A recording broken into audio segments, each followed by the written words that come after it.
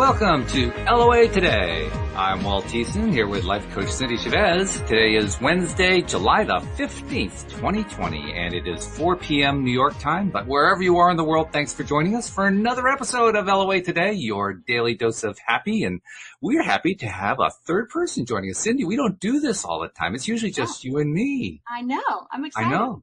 It's fun. I mean, we do interviews all the other shows. For some reason, we've skipped Wednesdays until now, and we're bending the rule a bit, which is good. I like that. But we have somebody who's actually a listener who's joining us, and she's written a book that had a fascinating title. So we figured we'd have her come on the show and tell us a little bit about it. So Sheri Jacobs, first of all, welcome to the podcast. Thanks for joining us. Thank you both for having me, Walt and Cindy. It's a pleasure. And it's a little surreal for me. You know, I listened to your podcast, as you noted, and you talk literally about the law of attraction, putting it out there. I believe there was an author in one of the podcasts recently you referred to as E squared, if I'm getting Yes. the title. Yes. You put it out there, you act as if, and there's all these magical, and they're not magical. We call it magical because we don't understand it with our five senses, but there is that mystery that when you entwine that mystery with true faith, magic does happen. And by the way, Cindy is the one who introduced me to E squared by Pam Grout. She's the one who brought me to Pam Grout. Yeah. Wow. Well, thank you, because now you brought me to her. So that's that's great. my reading list. Yeah, I'm excited about my future experiments into the soul. But yeah, I was listening and I thought, well, you know what? Let me put it out there. And I with the magic of her book, I wrote Walt that evening. And when you know it, I acted as if, and I said, I'm surrendering to it, that nice paradox of wanting something so badly and simultaneously surrendering to whatever it is. And I went to bed and I woke up and there was that just genuine warm email from you. So thank you. I felt like a girl inside, like jumping up and down. Awesome. I love that story. And you've got it. The idea of holding both ends of the spectrum, that's the secret. That's what unlocks everything, is being able to not be attached to the outcome, even though you are holding that desire. So, see, you did it. It worked. And here you are. It does work. It does work. And if we pay attention, I'm sure you know this, Cindy and Walt, there are signs all the time. COVID-19 has had me finding a lot of silver linings in the pandemic, one of which is not having to shower as much. There you go. Yet I was showering for today. This was special. And of course, what song comes up? But there were two actually in a row. And I feel like the universe has a great sense of humor. It was something with Michael Bublé about Hollywood. It means when you don't care at all and you matter the most, that's when Hollywood comes to you. And I don't think Hollywood is meant literally. My interpretation, Hollywood in terms of the star is you. I'm laughing about you saying, you don't have to shower as much in the context of holding both ends of the paradox, because the other side is that you do have to wash your hands 100 times a day, right? I thought that too. There's that paradox. There it is. And it's a good thing that Hollywood doesn't actually show up, because I don't think it would fit here in my home. I mean, it's just too small. It wouldn't happen. We bring Hollywood with you, just your presence. Yeah, for sure. And I guess that's a natural segue into the book that I wrote, The Friendship Diet. And I'm glad, Walt, that it intrigued you. I like the title, The Friendship Diet. Well, I mean, I love anything that has friendship in it. You don't see that as a word very often in a title, but I like that one. That just kind of grabbed my attention. Thank you. Having a diet that associated with it, and obviously it's going to be an emotional diet. Bill, okay. I'm curious. That's it. That we learn best as humans through humor and a shift in perception. Our barrier to accepting challenging things goes down when we're coming from a place of levity. If you could get someone to emit a true belly laugh, you have them vulnerable and you have them open to the prospect of a new way of thinking. And this book came about from authentic living on earth well over 4 decades. It's almost like stand-up comedy meets self-help. You know, these are the things where I messed up. Don't do what I did. And you'll do really well. Self-effacing, but also just honest. And I invite readers at the end of every chapter to wax reflective, using the analogy of edible nutrition and emotional nutrition. Mm-hmm. Jeffrey also points out in our live stream, by the way, he says the universe has a sense of humor because we have a sense of humor, hopefully. Right. Well, that's just, yeah. I mean, if you can't laugh in the middle of a worldwide pandemic, you're in trouble. Well, you're not trying hard enough. Yeah, exactly. There's a lot of, I started making these memes that you'll see, you know, I'm not talented enough to show you them, but I purposely have been using animals because they're non-gender specific, not, you know, no race. I'm not trying, you know, but we can all laugh at the unconditional love of furry creatures, and I juxtapose them with, you know, COVID dating during the pandemic, you know, when your date tells you COVID is a hoax, and then you see dog. I love the face. I'm big on humor. But the theme of this book is my belief that the greatest source of sustenance is the relationship that we have with ourselves. Yes. That is the thrust of this. And we tend as humans to want to go out for sustenance. We go for the shininess of things. I call it happy meal dating in here. That's cute. The pandemic is Mother Nature forcing us, saying, now, you're still not getting the lesson, so obviously I have to go a little farther, don't I?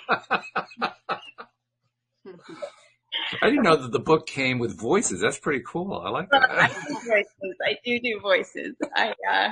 I have a history of being theatrical with or without medication. So. We need the audio version with all those voices. Absolutely, yeah. I'm working on that. I am. We're halfway done with the audio of this. It's funny. I tried in the beginning of the take to sound very sophisticated, and it just didn't come across real. I'm like, I'm a Jew from New York. Like, that's who I am. Like, I don't know how to not be a Jew from New York. So let me embrace that. Let me embrace my menopausal voice. Like, that's who I am, you know. Did I just say menopausal on a line? That's okay. Yeah, that's fine. We can edit it out if you'd like, but, you know. No, we will not. Absolutely not. Why would we do that? Oh, that's funny. So tell us, what were some of the insights from the book? Tell us some of the things that you were sharing. Okay, so that was the biggest principle, the source of sustenance. I talk about recognizing every chapter has to do with food. So one of my chapters, and today I want to focus on that, is recognizing when there's a bar of soap in your mouth. Oof. Okay. Yeah. And I talk in the book about how I had, and I have, this loathing reaction to the taste of cilantro. But for years, I ignored the fact that cilantro tasted like soap because I thought it would make me look demanding or, you know, high maintenance. And I thought maybe if someone knew, they would think there was something wrong with me. I mean, obviously I had oodles of self-esteem. That was sarcasm. Well, you knew what your starting point was. It's a thing, though. It's a thing. Some people don't have the enzyme that creates a good taste from cilantro, and to those people, cilantro tastes like soap. Yes, and I didn't know it until someone, and I talk about this in the book, the chapter, and it was like God was winking at me saying, you know, why can't you be true to yourself? Why do you have to do that? And, you know, I have a friend who wears Spanx. I'm not mentioning her name. And she will wear them and purposely not eat when she goes to all these socializing events. But then when her husband goes to bed, she takes it off, and then she finally feels like she can eat. And that's a bar of soap. It's a BSM.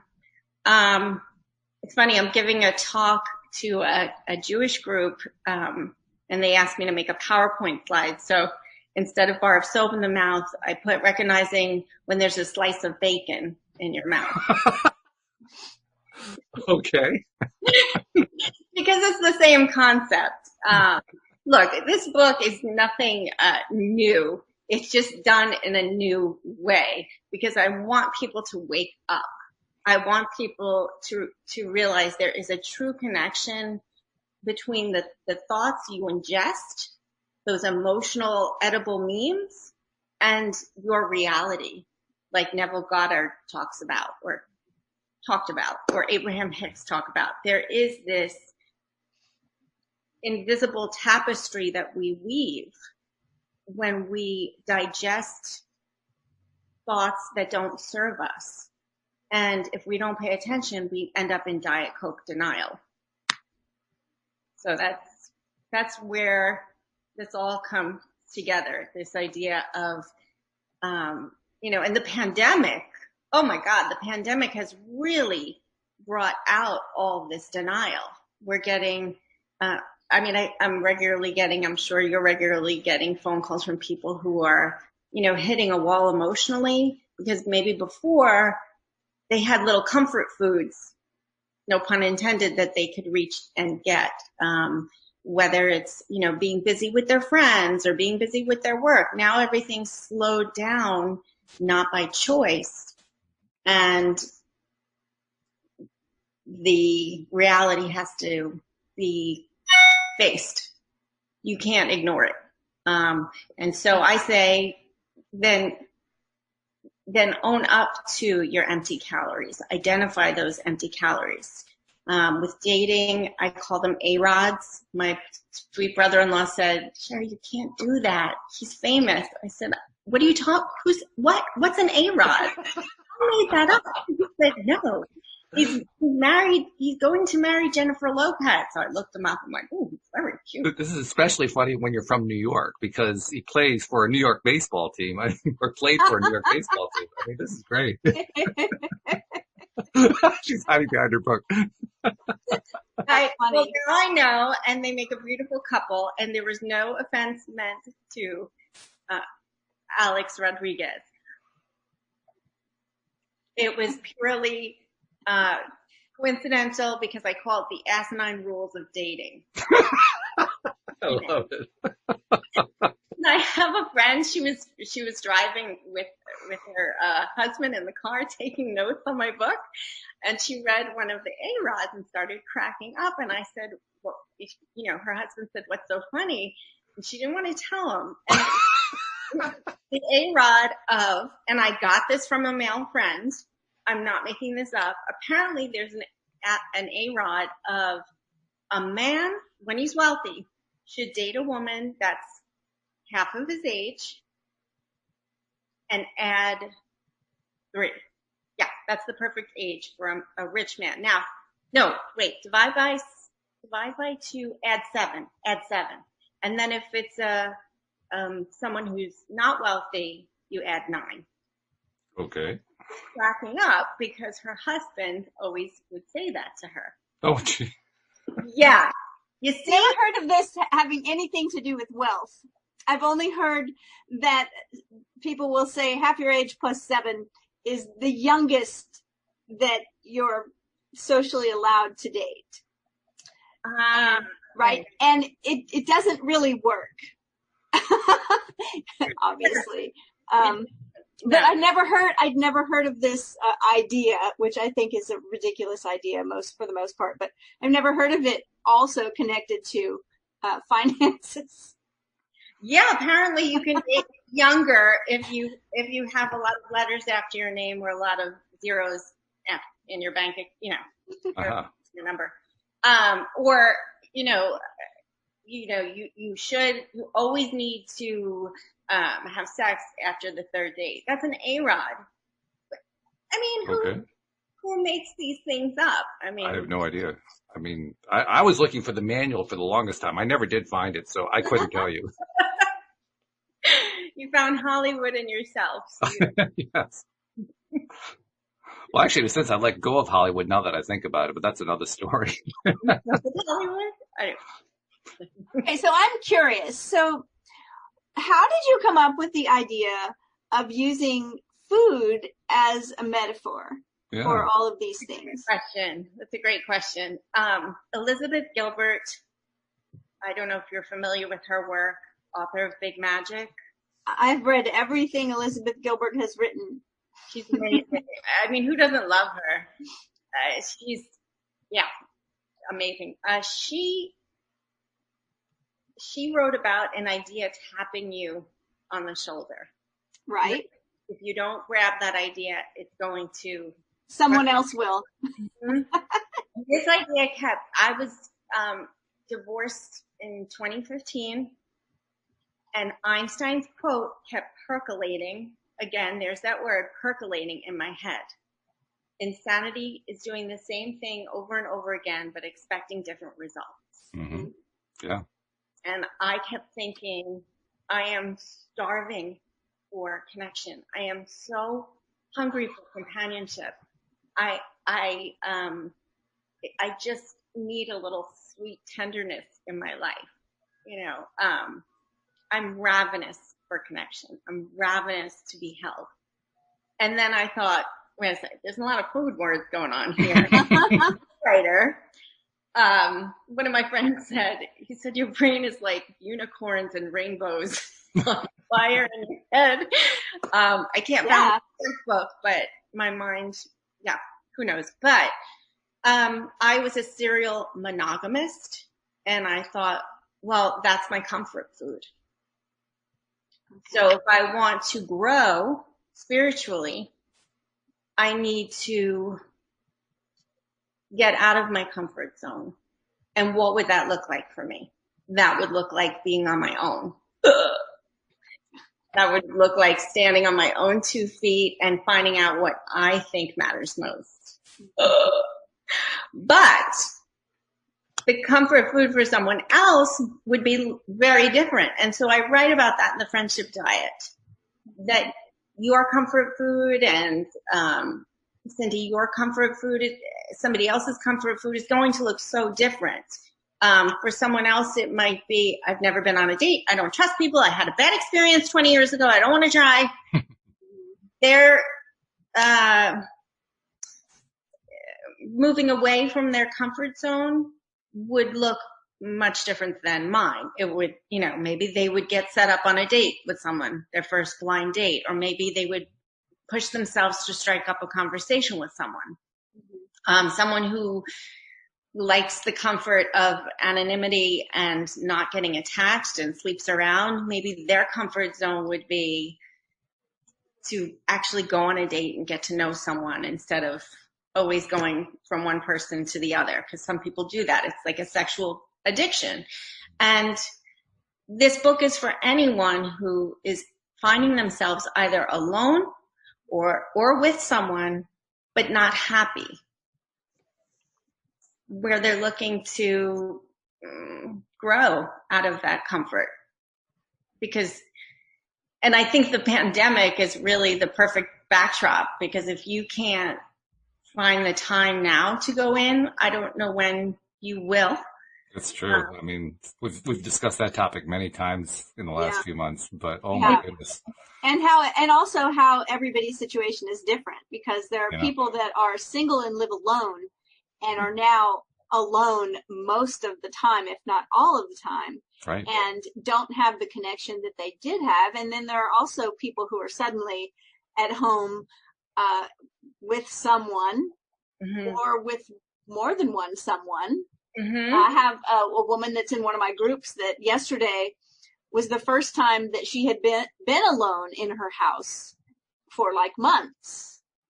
And, you know, she's got a beautiful family that they're all crazy about each other. They do everything together and they love being together, but still to not have one moment of time.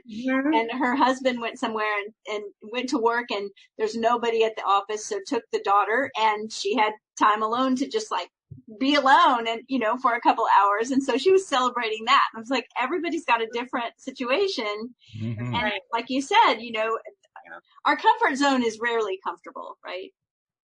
Yeah, that's just it. Yeah, just because you're used to it doesn't mean you like it. Right. Yeah. It's just comfortable. It's just too scary to go outside of it sometimes. But it doesn't mean that it's, you know, wonderful. It's just comfortable. It's familiar. That's the word I was looking for. Our comfort zone would probably better be labeled our familiar zone. Right. I use the analogy of food, so I talk about comfort food. And then I go on to talk about identifying your ECCs. I use a lot of acronyms, identifying your empty calorie companions. So tell me what's that a metaphor for? What's the empty calorie in someone's life, relationship-wise? Where they're not happy with who they are. And so they take things from others that don't really fulfill them, but makes them busy. Okay. If that makes sense. So your empty calorie companions would be, God, I should read my own book. Well, I can kind of see where you're going. Rebound cake. What did I say? You want me to remember what I actually read? Okay. Empty calorie companions. What a concept. Reading your own book. Okay.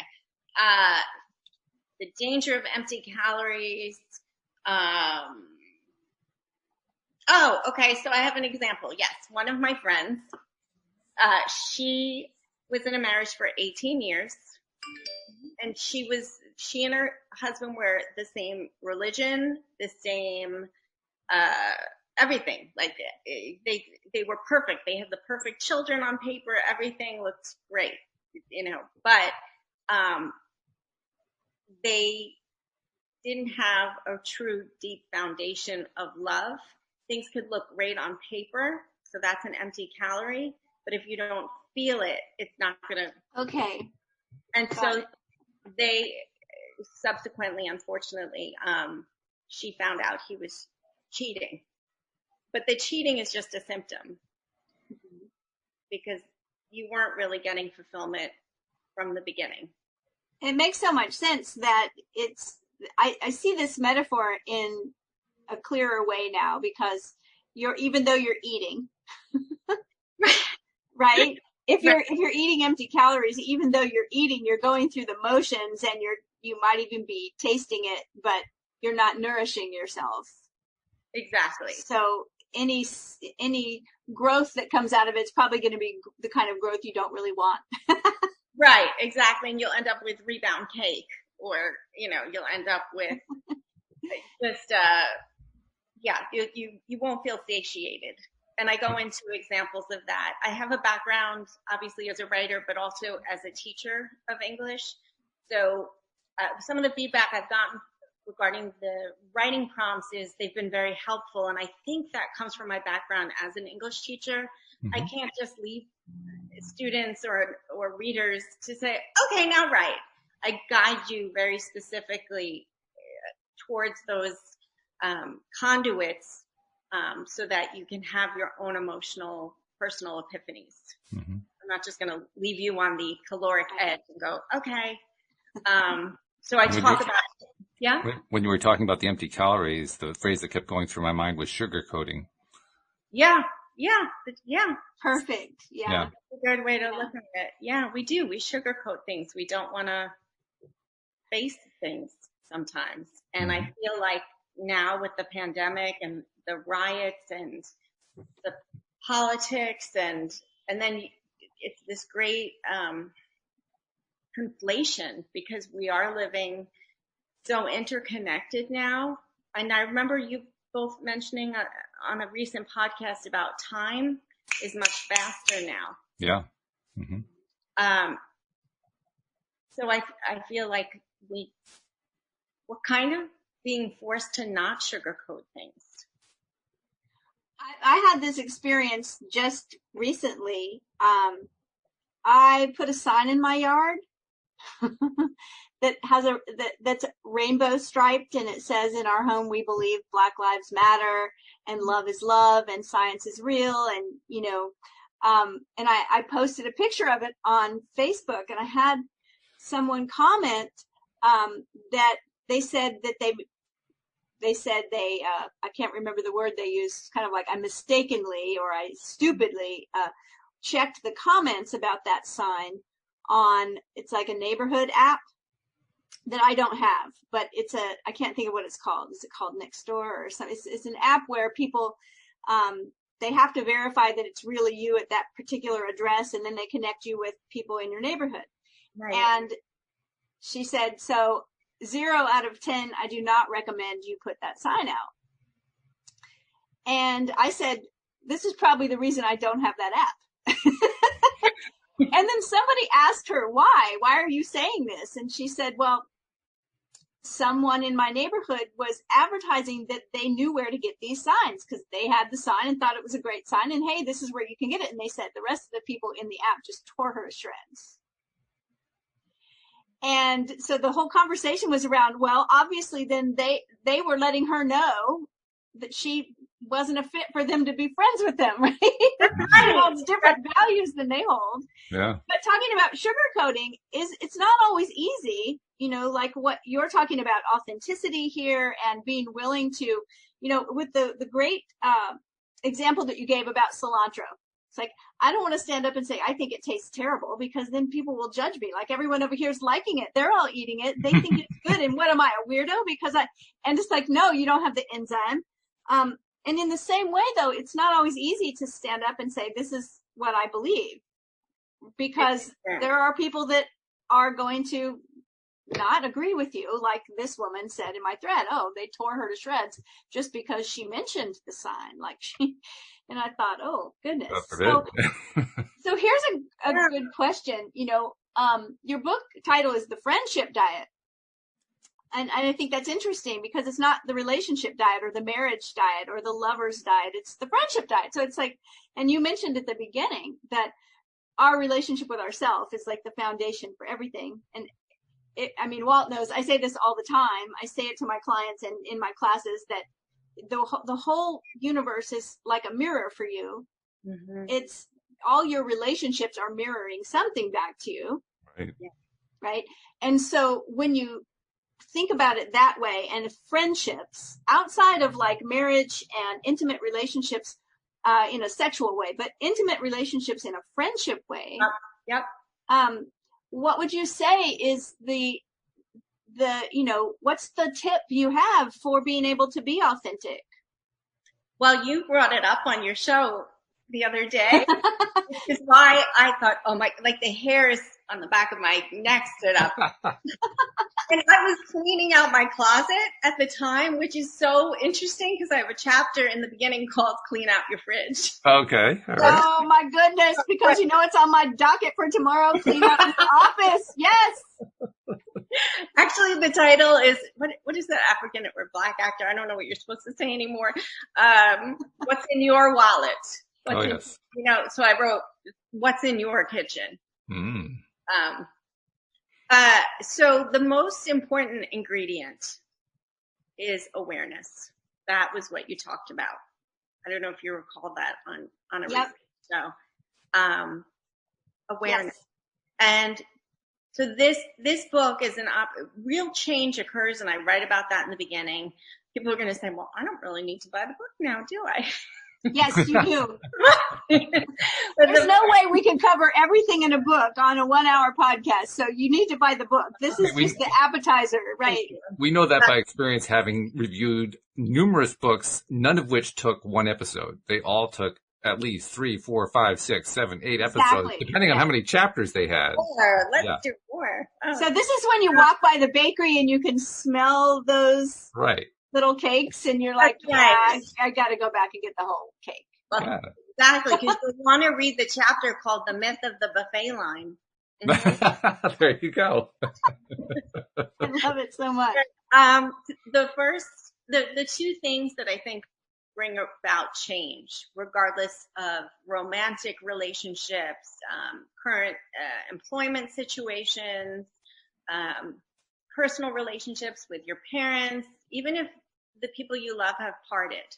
I don't care. The two things that I have gleaned in my 40 plus years on planet Earth is you need two things. You need reflection and you need action.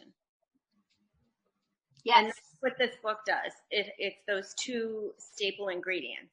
And what does that prefix? There's my English teacher going crazy. The prefix "re" literally means back or again. So your relationships are shining a light on who you are, just as much as it's shining a light on who they are. Yes.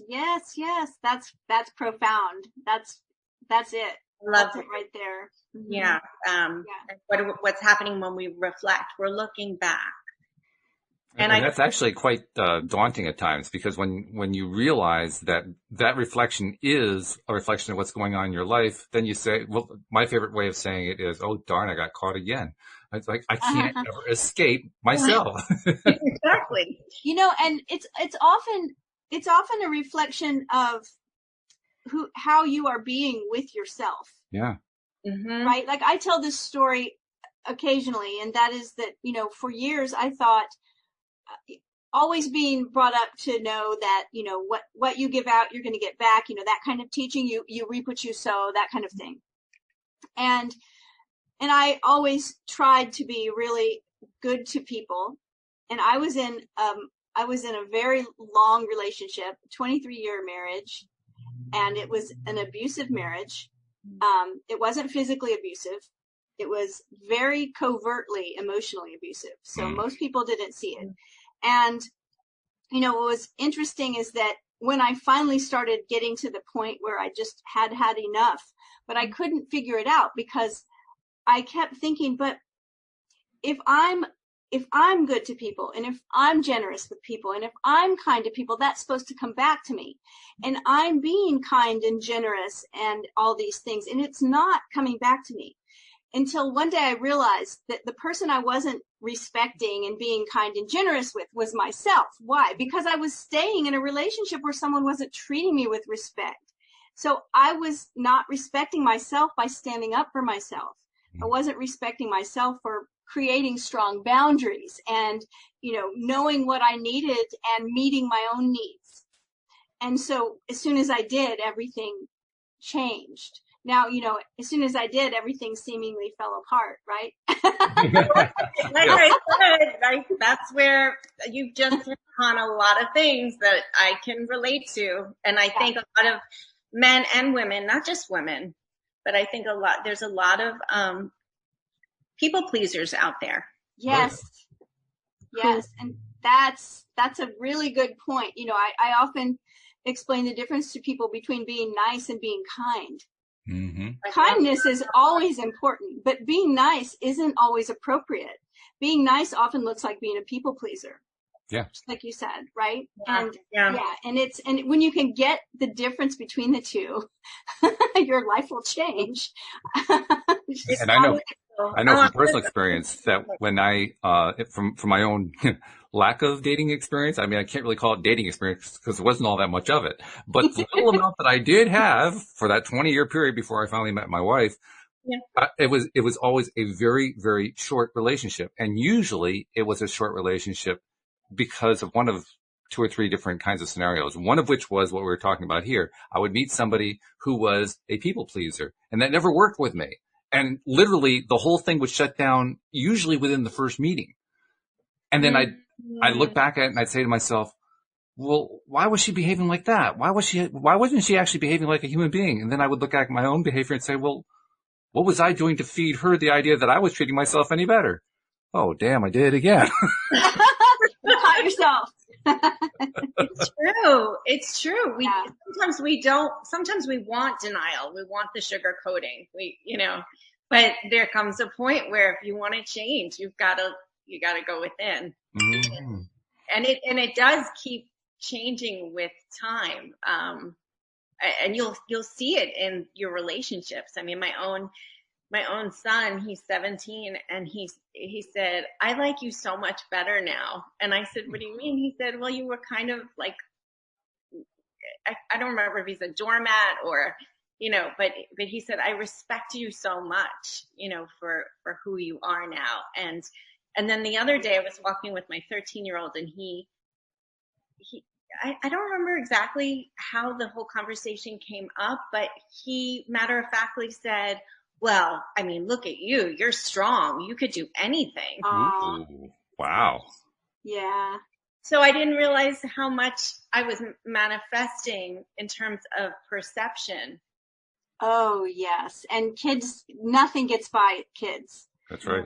Nothing. I mean, I have 2 sons as well, and, they are in their 30s and up on their own, doing their own thing. But one of the things that brought me to the place where I knew, okay, I have to do something about this, when I was in that relationship, is that my son, who was at the time in his early 20s, I guess, said to me, how long are you going to let somebody treat you like this? And it was his dad, right? So it was like pretty powerful. And I realized, and I tell people this when I'm coaching people that are married or people that are in relationships that aren't working out well, that have kids, because I occasionally, well, pretty often, talk to people that are staying in a relationship because they have kids. Mm-hmm. And I always tell them, first of all, your kids know that you're not happy. And secondly, if you have boys and you stay, then you are showing them it's okay for a man to treat a woman however you're being treated. And if you have girls and you stay, then you're telling them that it's okay to be in a relationship where you don't matter, or whatever their situation is, right? And I think it's really important, because I know I've coached someone before where they told me everything that was going on, and I just asked them because they had a daughter that was in college, and I said, well, what if your daughter in college was in a relationship exactly like this one? What would, and they said, oh my goodness. So I would try to get her to leave, but they weren't willing to leave, right? Mm-hmm. So it's hard sometimes to really take a clear look at what's going on and admit what's going on and be willing to make a change. But I've never spoken to anybody who, after they set boundaries, after they, created a different life for themselves, said they wish they would have not. They're always glad they took those steps, right? But it's not always easy. And you start finding people who are living their truth too. That starts to happen. I noticed, just like a smoker, I've never been a smoker. I'm grateful for that one vice that I don't have. But just like a smoker can't stand the smell of smoke, apparently more than someone who, never smoked. I don't know, but that's what they say. When you give up your abused victimhood patterns of weakness and taking responsibility for everything, and you, like you said, Cindy, you create those boundaries, then you have no patience spiritually. It's like a toxicity for spending time with people who aren't living their truth. And I'm not saying I'm all that. Far from it. I'm a work in progress beyond belief. We all are. but I mean, like, I noticed I had a couple of friends who I was attracting friends who cheated on their spouses. I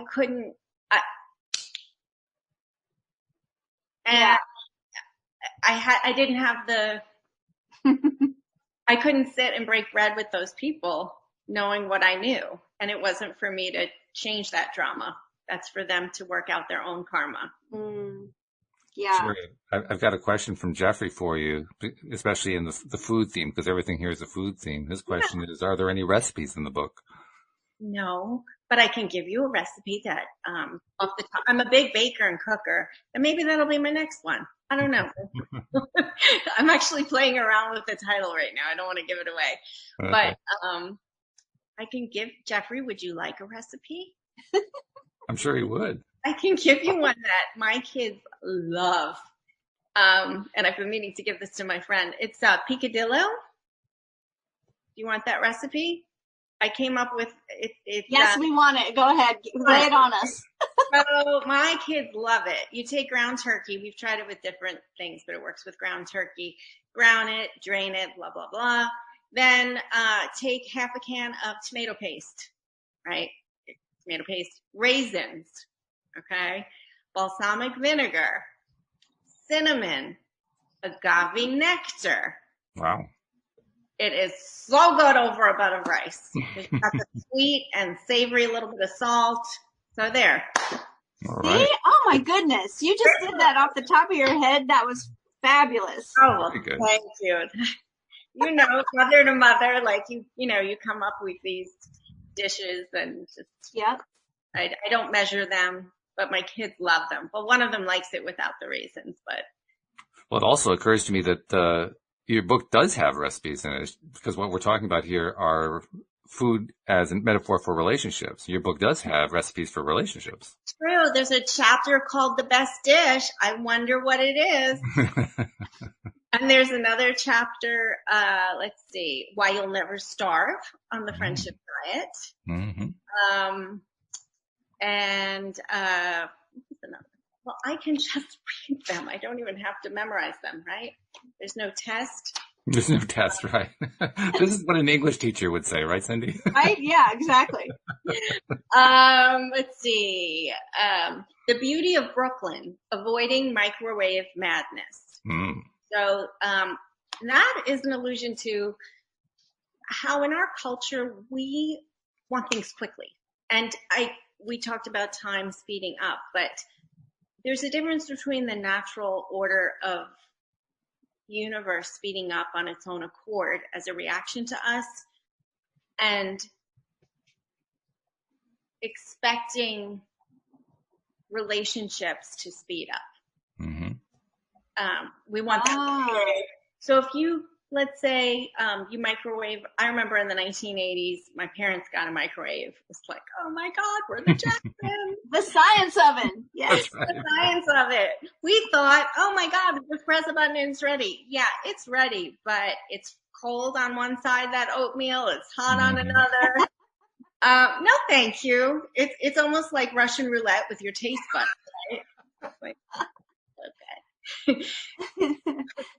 But we want the oatmeal to simmer, and I talk about the basic ingredients of a successful relationship: vulnerability, honesty, compassion. But one of the biggest things is simmering.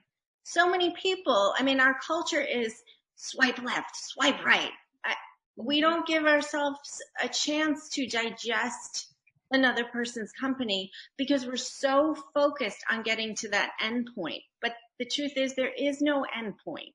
Yes, that's right. That's something that happens early in relationships too. I remember when Louise and I first met, we were, well, I've told the story many times, and so our listeners know very well that I had been in that desert of relationships for about 20 years, gave up on relationships, and that's when Louise shows up.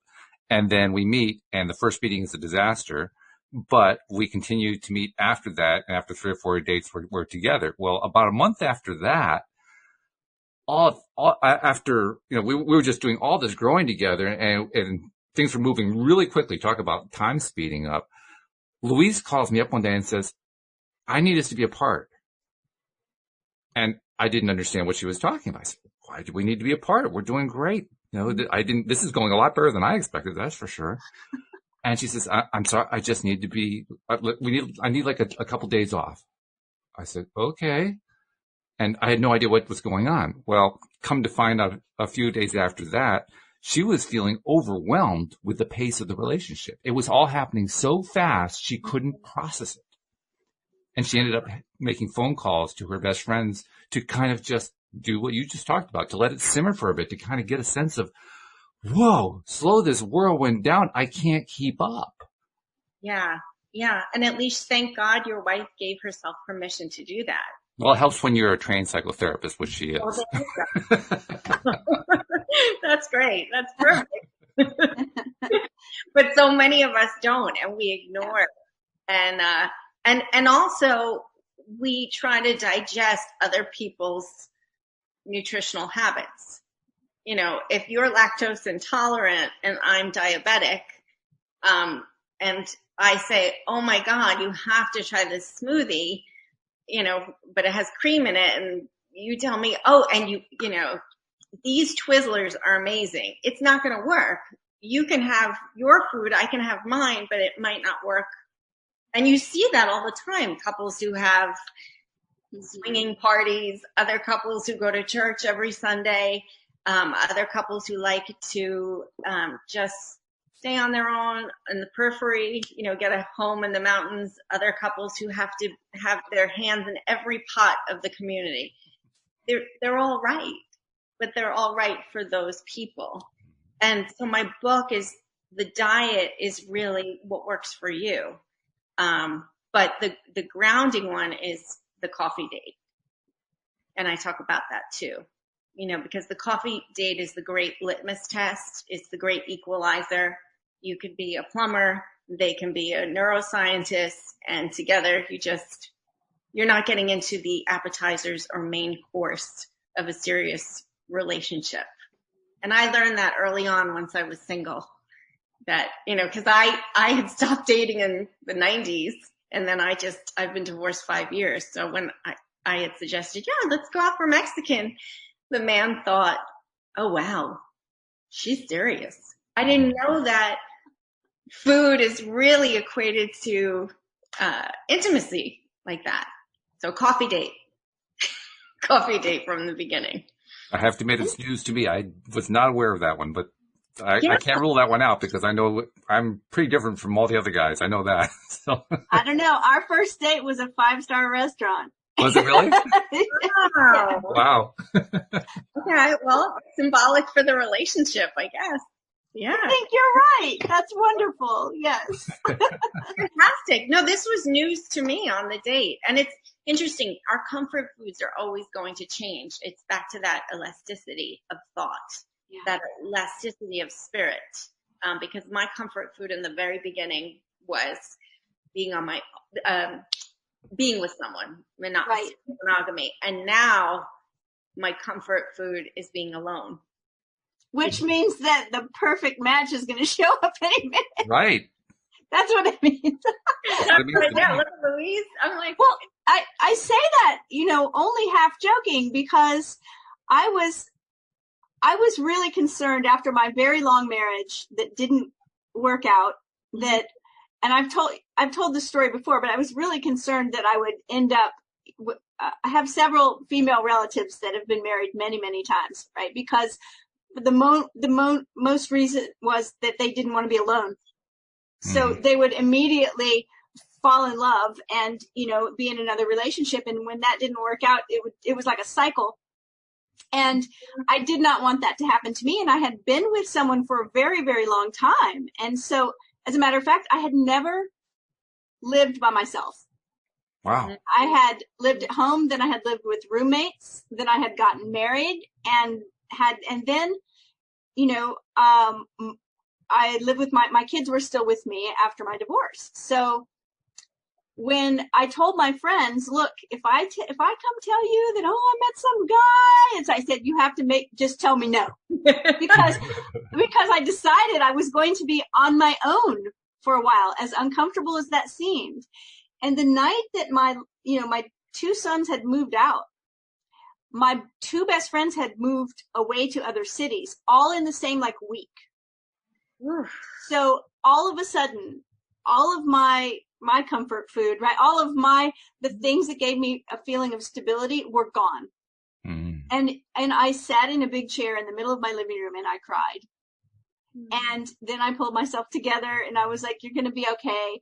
And then I decided I'm going to find out who I am. And I remodeled a house and I wrote a book and I found out what I liked again because I had lost myself in everyone else, in being a people pleaser.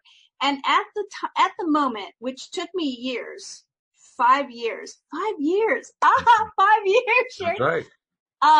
At the moment that I was so comfortable with who I was, I felt so happy. I felt so authentic and real. At that moment, I had just written a book. There's some parallels going on here. A lot of parallels. He appeared. At another talk, I might feel brave enough to open up. He appeared. And I met him at an event that was happening in my town. We talked for like a half an hour. He asked me, he said, I would love to take you to dinner, and asked me for my number, and I gave it to him. And then I told him that I wasn't available for like a couple of weeks, and he still teases me to this day.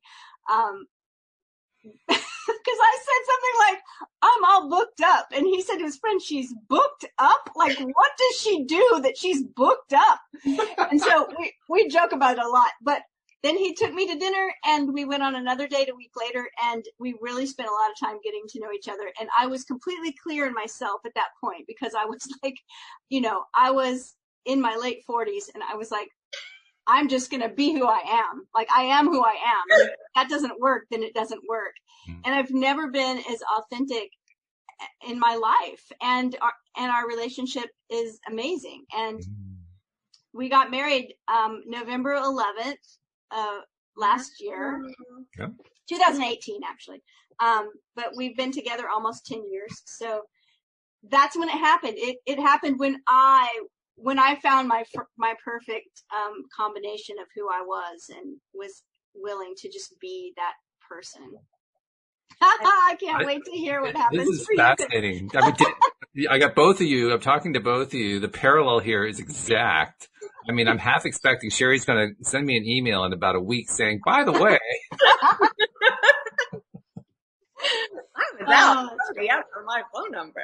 And I think it's because I love living on my own.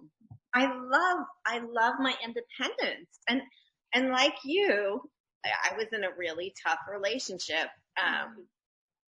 And who I don't want to get into it because we're live and God knows what legal ears would hear. But the bottom line is you work so hard to get your voice back. You work so hard to get your independence. And it's amazing, isn't it? Like I can't remember if it was on the podcast or if I was speaking with a client, but one thing I did always is in the people pleasing area was that I did it in my marriage. I did it everywhere, is that I always deferred to everyone else. What do you want? Where do you want to go for lunch, Cindy? Oh, I don't care. Where do you want to go? Like, I always deferred to everyone else. And one time, my friends who we met for years every week, and I couldn't meet that week because my little kids were sick or something. And they called me afterwards to tell me how the meeting went and where we were going next week.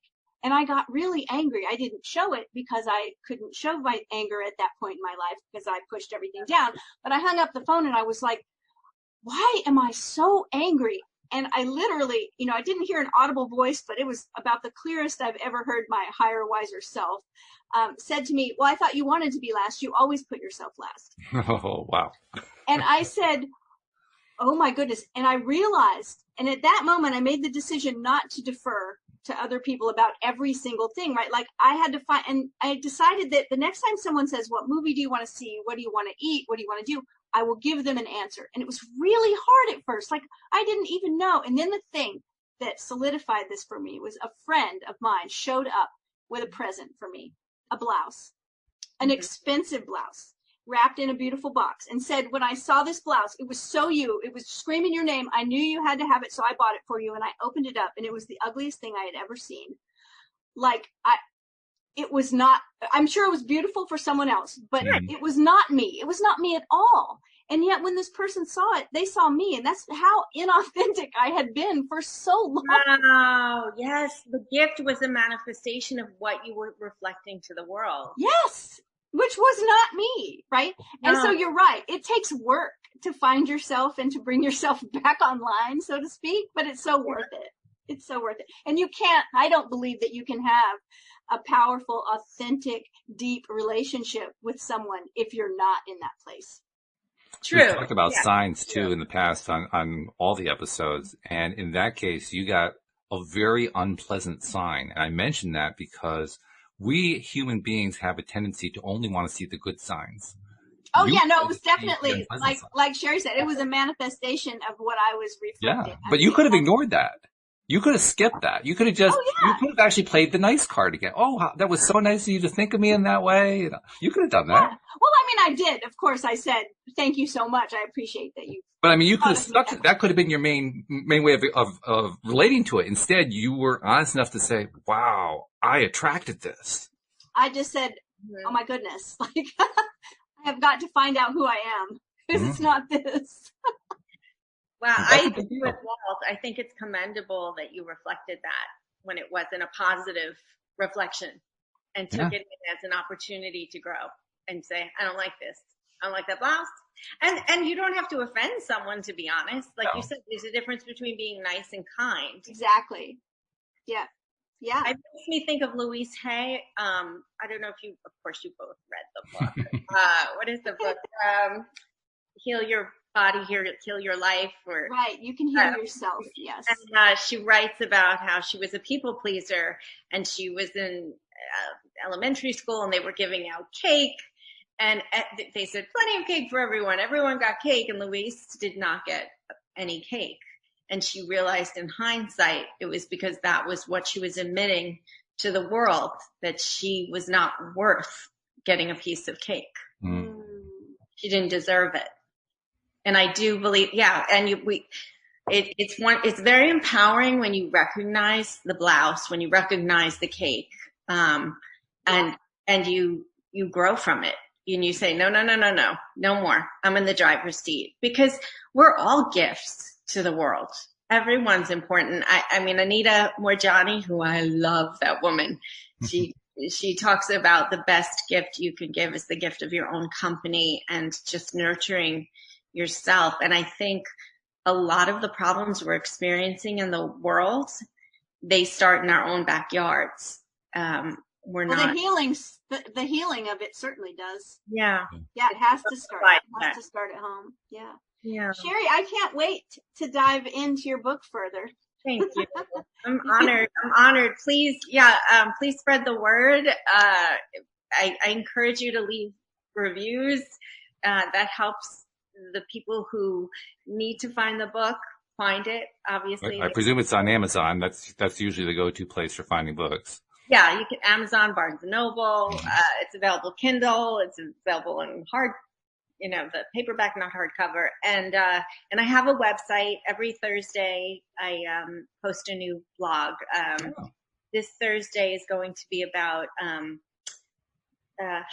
being hungry for certainty. Tell us how we find your website. Right. Good point. www.sheri-jacobs.com. It's a little hyphen. Got it. Yeah. Thank you so much for being with us. Yeah. Thank you so much for having me. You guys are just wonderful. You're like oozing positivity. I love it. I feel this is the equivalent of being in a Trader Joe's store. Well, I'll tell you what, from my perspective, it's been fun. We've had a few listeners on lately, and it's been fun because it tells me a lot more about who it is who's been listening. That's one of the hardest things about doing a podcast. People are listening. You can see the numbers on a chart, but you don't really know who they are until you get to know them.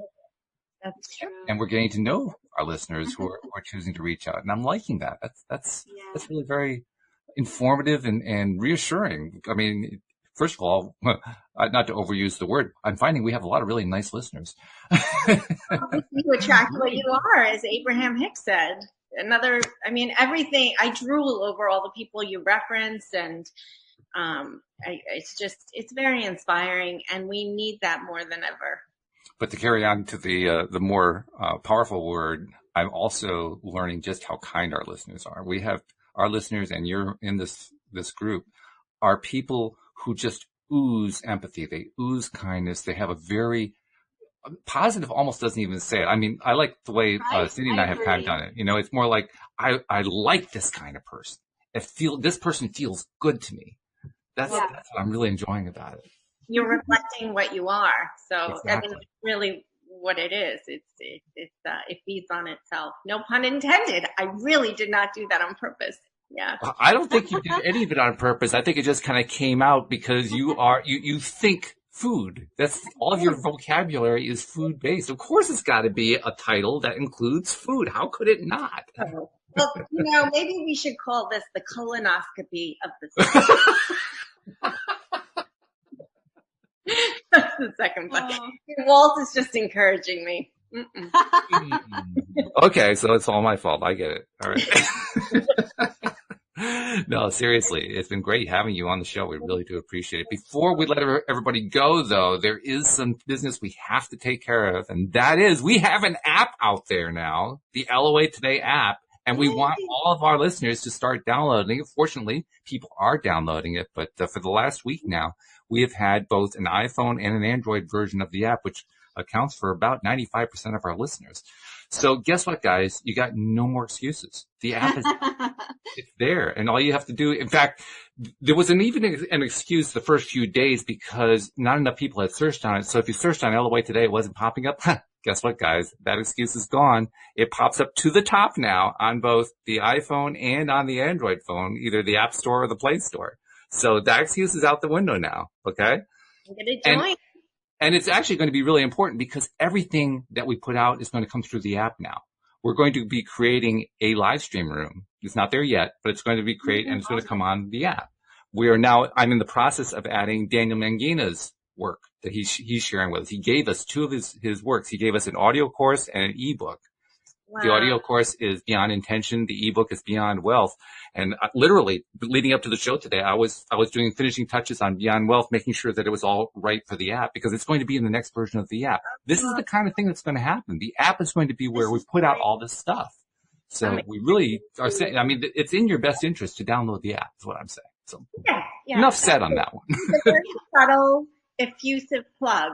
Exactly. Yes. Sometimes subtlety is called for, and sometimes it's calling for the 2x4. You just have to kind of There you go. Paralleling Mother Nature and having a sense of humor. That's right. Well, hey, sense of humor. Is there a better way to be high vibe than laughter? No, exactly. I personally don't think there is one. It's my favorite. I know that. No, absolutely. In fact, I'll leave you guys with this. So this is where my creativity is waxing these days, and it's relevant to what you're talking about.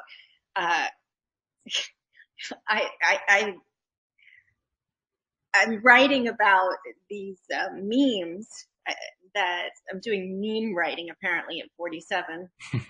How cool am I?